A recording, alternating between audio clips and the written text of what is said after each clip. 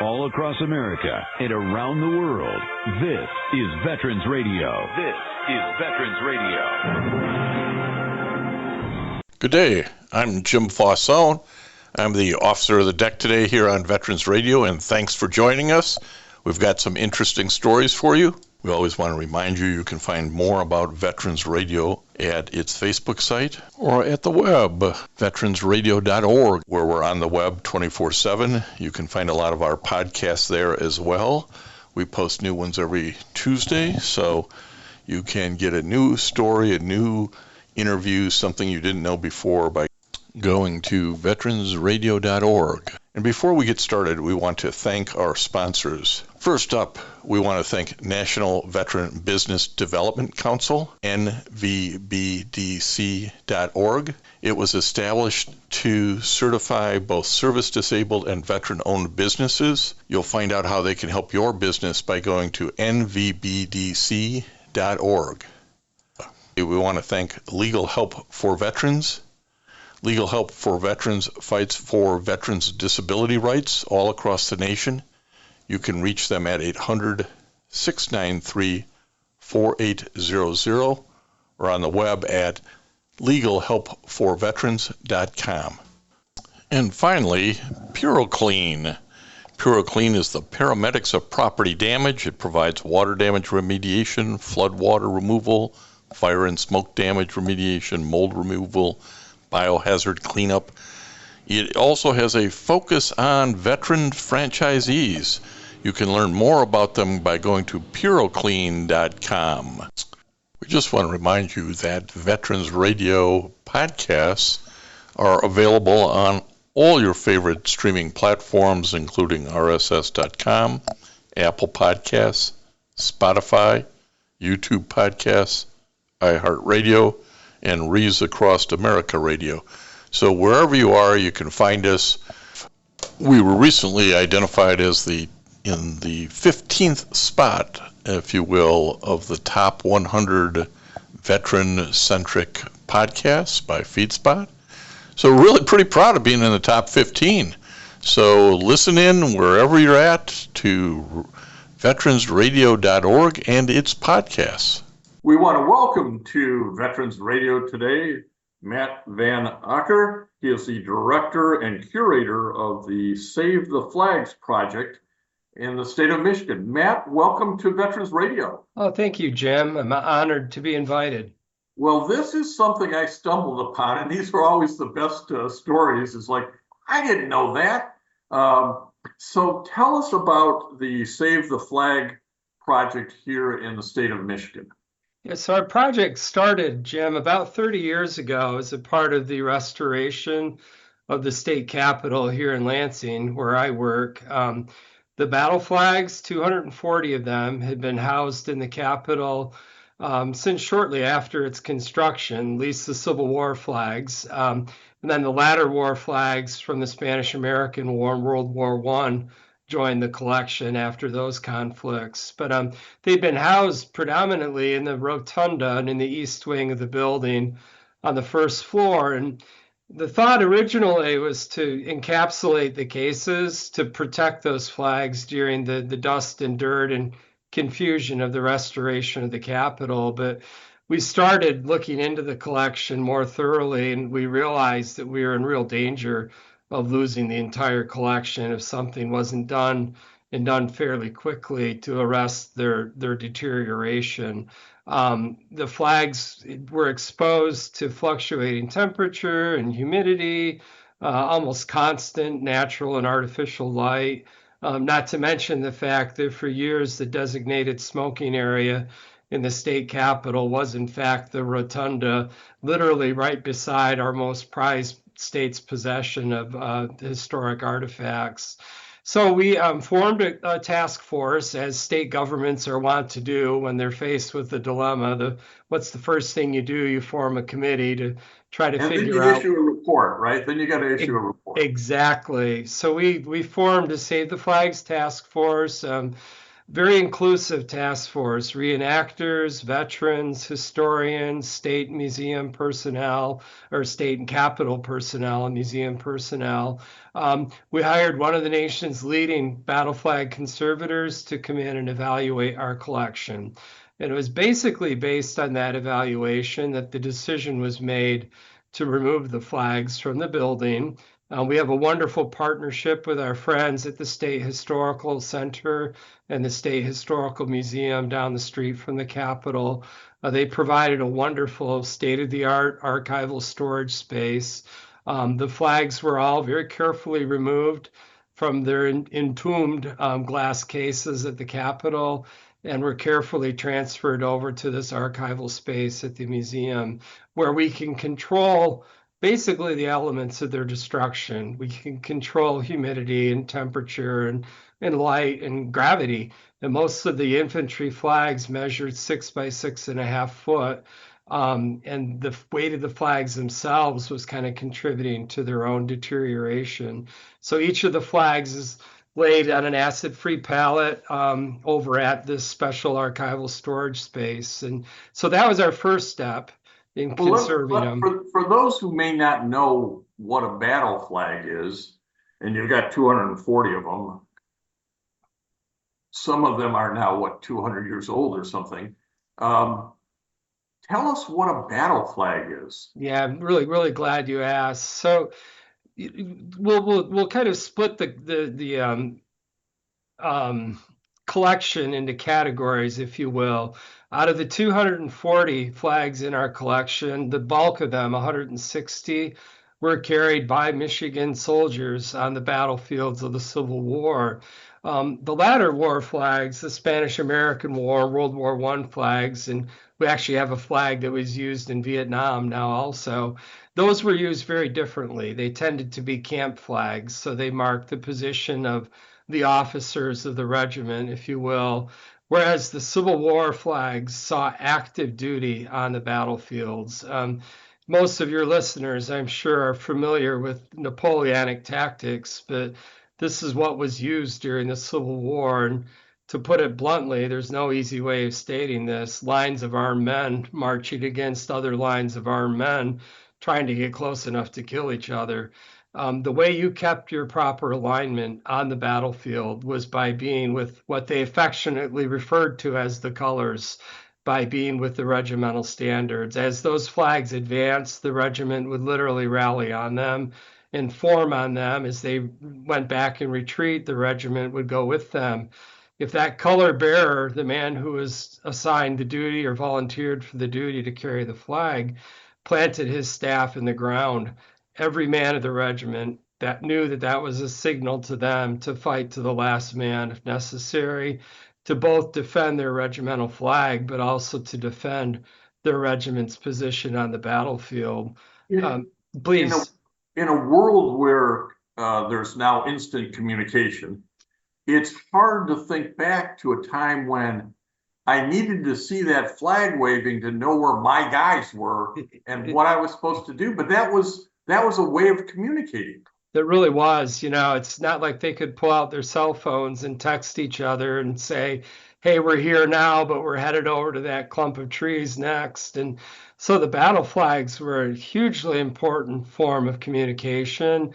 They also stood as a symbol for what the men were fighting for, to encourage the esprit de corps, that these men had for their regimental flags. And the Confederates, of course, recognized what is the quickest and surest way of confusing and disheartening the Union troops. You kill the man who's carrying the flag. You drop that enemy color, and if that happens, or even better yet, you're able to capture that Union flag, you'll have a whole regiment literally in disarray.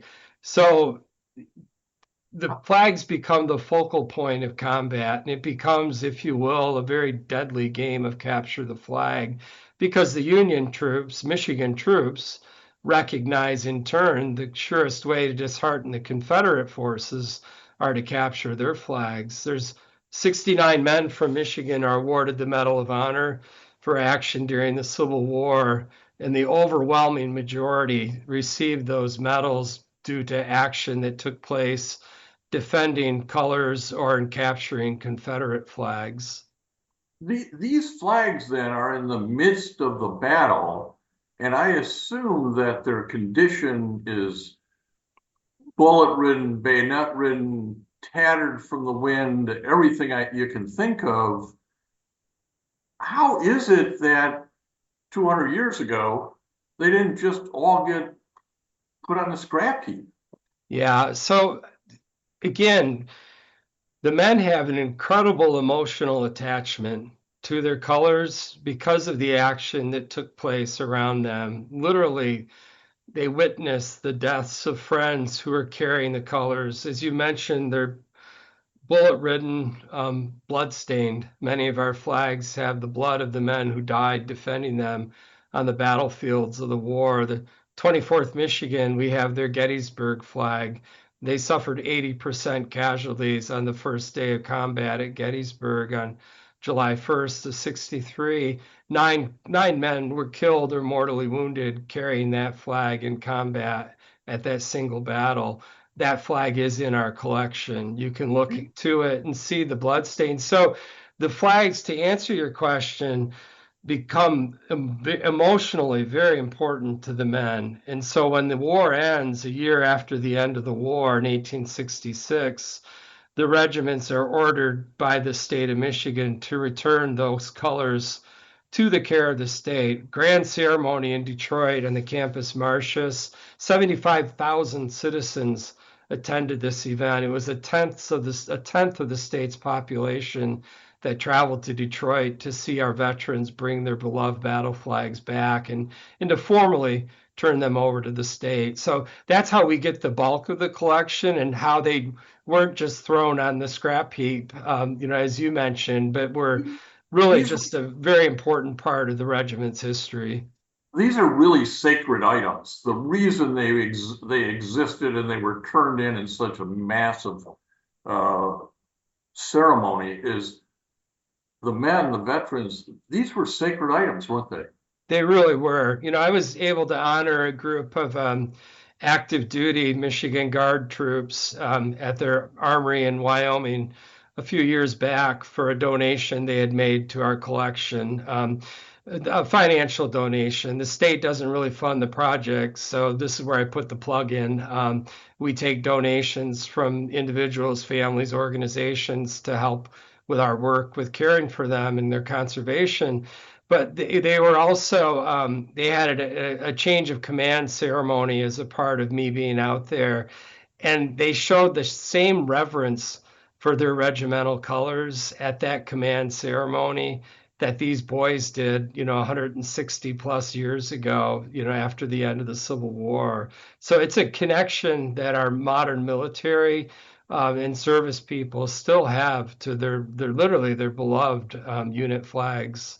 Well, you mentioned it, so I'll bring it up now. We'll get to some more questions I have, but I wanted to point out to people that, yeah, this is a labor of love on these sacred battle flags, but it's got to be funded somehow. And you can go to Michigan Battle Flags, mscbattleflags.org. You'll find a lot of information, but you can also find out how to adopt a flag. Explain that to me. Oh, thank you, Jim. I appreciate you bringing that up too. So early on, we were challenged with fundraising. The state doesn't fund the project. We have received occasionally some small appropriations from the legislature, but the bulk of the money we spend in caring for the collection. And most of our flags that have been conserved thus far, we've had to have done outstate from one of the nation's leading battle flag conservators in West Virginia. So my wife and I literally drive them out to West Virginia to this conservation firm that stabilizes them, and then we bring them back. But we figured the best way of getting people involved would be at the grassroots level. So for $1,000, it's kind of a number we sort of pulled out of the thin air. For $1,000, groups or families or individuals can adopt a flag in our collection. They don't get to take the flag home with them, but in name only, they adopt a flag, and then we honor them with a ceremony here at the Capitol or at the museum where they can actually see the battle flags, or I'll take the show on the road and go out to any parts of Michigan to honor groups that have donated money. And then with that money, we pay to have the flag stabilized. I will put another plug in for our project, though. 3 years ago, we opened a wonderful Heritage Hall Welcome Center at the state capitol, an underground facility. As a part of that, we were able to have built a conservation lab. And I've also been able since then to have 2 of our staff trained with the same company that does our conservation work. So for the first time ever in 30-year history of this Save the Flags project, we're actually conducting on-site conservation also right here in the Capitol. We have a really neat viewing window where people that are coming through Heritage Hall can actually look through the window and see one of our battle flags. And if the timing is appropriate, they can actually see some of our staff stabilizing that flag. So that's a really proud moment for me to report. It is really interesting. I've been at the Smithsonian and when they were restoring some of the flags there, and huge ones, and they're hanging upside down to get the stitches right in this. But explain to us then what restoration and conservation is. You're not putting new fabric on this thing or dyeing it. Tell us what you do. We're not. To some people, it's a very obvious difference between the 2 terms, but for others, it's more of a subtle difference. And the 2 terms, conservation and restoration, tend to be used pretty interchangeably, but they're really very 2 distinct terms. So restoration, as you mentioned, we'd be sewing new fabric onto these old flags. We'd be sewing up the bullet holes. We'd be washing off the blood stains, and we would attempt to try to make that flag look like it did when it was brand new and first presented to the regiment. What we do is stabilize. We conserve flags as is. We do not want to lose that very important part of that flag's history. Were we to restore a flag, in my mind, that would be a sacrilege to the flag and to the sacrifices that took place beneath it. The bullet holes and the blood stains and the saber slashes and the rips on the fly end and the hand stitching that the soldiers did to desperately try to keep the flags intact on the battlefield. Those are all such very important parts of that flag's history. Now, most of our Civil War flags were netted in the 1960s in an ill-fated attempt to stabilize and conserve them. And they were actually sent out to a lady in New York who sewed them between dyed layers of net through her sewing machine, literally with a zigzag pattern, literally putting tens of thousands of holes in those battle flags. That netting is deteriorating, it's degrading for one thing, and the danger is that it's becoming embedded into the original silk. Most of the original flags are made of silk. It was lightweight but durable. So our goal is to remove the netting. That means our conservators, whether here at Heritage Hall or out in West Virginia, they have to snip each individual stitch with surgeon scissors. Each stitch is carefully removed with forceps. That releases the 60s netting, which we get off. The flags are humidified and relaxed. The fabric is relaxed and straightened out, and then re-encapsulated between layers of modern material. And we don't sew them through the sewing machine. They're all hand sewn, so we're not damaging the actual artifact. The work that was done in the 60s, even though it was well intended, and we were not the only state that did this. West Point did it to their collection. A number of other states did this too.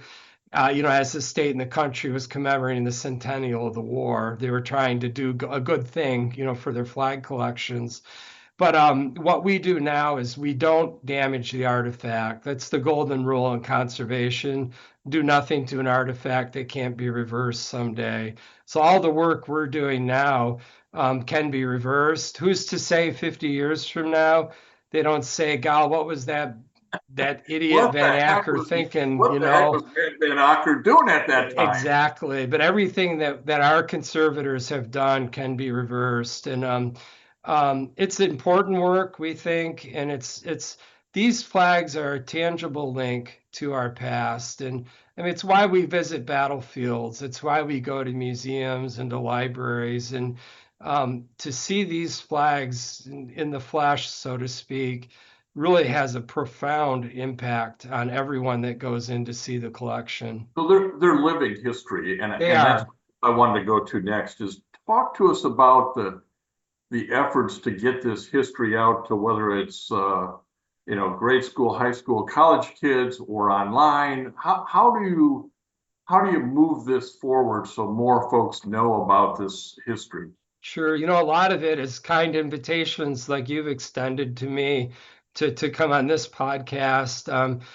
I'm out everywhere, anywhere I can wrangle an invitation to speak about this collection. That's Civil War roundtables, schools, genealogical organizations. The collection is accessible. I want to point that out. If there are folks in your audience that would like to see the battle flags in person, contact me. I'm pretty easy to connect with through our website. We're really pushing to get more information out through our website also. I include updates on different things that we've been involved in, but I had the incredible honor last year to speak at Gettysburg as a part of the Gettysburg Foundation and their Sacred Trust talks, and that's gone out on their website, so you can actually click on that video and watch me talking about the Michigan flags that saw service at Gettysburg and the 3 days of battle there. So Well, it's really just doing everything we can to outreach. as was famously said, thank God for Michigan, right? Yes, yes. But it highlights, because this isn't really a state-funded project, the limitation on dollars limits kind of what you can do, including getting 240 battle flags appropriately photographed and on a website for review with histories. That's all hopefully coming in the future, but it takes money to do it. It does. And, I've been very fortunate. I work for the Michigan State Capitol Commission, and they've been very supportive of our efforts, and they consider this collection, as we do, a very important state collection. So they've actually, we have a number of staff that are able to work in mostly part-time on the project, but most of our work, as much as we can do, is being done in-house. And that's part of why I was so keen on being able to have a conservation lab in our new facility and to have some of our staff trained in that work. To be able to conduct that on site saves the project considerable amounts of money. Just to give your audience an idea of how much professional flag conservation costs, our conservator, who is nationally recognized, this is the company that consulted with the Smithsonian on the work that you saw of the Fort McHenry flag, the flag that the national anthem was written about. This is the company that conserved the two Mount Suribachi flags that flew at Iwo Jima, the very famous Marine Corps monument at Arlington that's depicted there with the flag raising. They were the consultant on the Abraham Lincoln assassination garments. So this company is very internationally known for their work. They charge a fairly modest rate, I think, of $100 an hour for the work that they do on battle flags I take to them. The last flag I took out to them, they estimated was 600 hours of work. So I went into history for a reason. I'm not a math person, but that's pretty simple math. It's substantial amounts of money that can be spent, and rightfully so, to care for this collection. So to be able to do it in-house, our staff is just finishing work on their 5th flag. So to be able to do it here at the Capitol with trained staff is really a huge coup for us. Well, you have another project coming up that I would be remiss not to talk about. Again, if you go to the website, which is mscbattleflags.org, you can learn some more about this. And we're talking to Matt VanAcker, who is the Director and Curator of the State of Michigan Save the Flags project. But you have a film coming out later here in 2025, I believe. Tell us a little bit about it. Yeah, we do. So our project started in 1990. So we've been going for about 35 years now and trying to care for this collection. And we thought it would be important to actually document some of the history of the project and to share this story of the battle flags with the general public. So we are working with a really wonderful producer, Bradley Egan, who owns Motion Possible right here out of Michigan, out of our own Kalamazoo, Michigan. And he's spent the last 2 years working on this production for us. So it's a history of the project, but it's a history, abbreviated history. It's a half-hour film on some of the stories of the men who fought and died beneath these flags. It includes actual footage of the battlefield. So we've been out filming at Gettysburg and Antietam and Chickamauga and at Stones River and at Appomattox Courthouse in Petersburg. We have replica battle flags with reenactors who are carrying them, portraying color bearers as they would have carried the colors during the war. So I think it's of course a number of interviews, short interviews with people involved in the project. And well, I saw the trailer, and the film production is really great. I mean, it is something one will want to see. Will it ultimately be on the website or displayed at the hall? Well, what's both, and I'm really glad you asked that too, Jim. Yeah, we'll make it available on our Flat Battle Flag website so people can click on it as they can. The short teaser that's up right now, but I have a biased opinion because the producer is a dear friend of mine, but his work is exceptional, and I'm really glad to hear you confirm that too. Yeah, no, I watched it and said, okay, well, we've got to talk about this. Very, very interesting. Matt, if folks want to know more information, if they want to help out, so maybe they want to adopt a flag, what would you tell them to do? Oh, have them connect with me through our website. My contact information is all there, email, phone number. Connect. We'll talk, and I can share the collection. And as I mentioned earlier, even if folks aren't interested in supporting it financially, these flags belong to the veterans. They belong, in this case, to the people of the state of Michigan. And I'm really committed to access. I want people to be able to see this collection and be moved by their stories. And I always say, oh, if these flags could talk, what incredible stories of undaunted courage they would tell. So I consider myself as a little bit of a spokesperson for them in my small role here to try to be an advocate for them and to get their voices heard. Well, that's a great place to leave it. And Matt, I appreciate the time that you've given to Veterans Radio today to shed some light on this important project here in the state of Michigan and projects similar to this all around the nation. Thank you, Jim. It was my pleasure. And I want to thank everybody for listening to Veterans Radio today. I am Jim Fausone. It's been a pleasure to be your host. I'm a veterans disability lawyer at Legal Help for Veterans, and you can reach us at 800-693-4800 or legalhelpforveterans.com on the web. You can follow Veterans Radio on Facebook and listen to its podcasts and internet radio shows by visiting us at veteransradio.org. That's veteransradio.org. We again want to thank our national sponsors, the National Veterans Business Development Council, nvbdc.org, Legal Help for Veterans, a veterans disability law firm with a national practice before the VA, can help you on your claims and your appeals. It can be reached at legalhelpforveterans.com or 1-800-693-4800. And PuroClean, a leader in property emergency services. It's the paramedics of property damage, providing water damage remediation, flood water removal, fire and smoke damage remediation, mold and biohazard cleanups.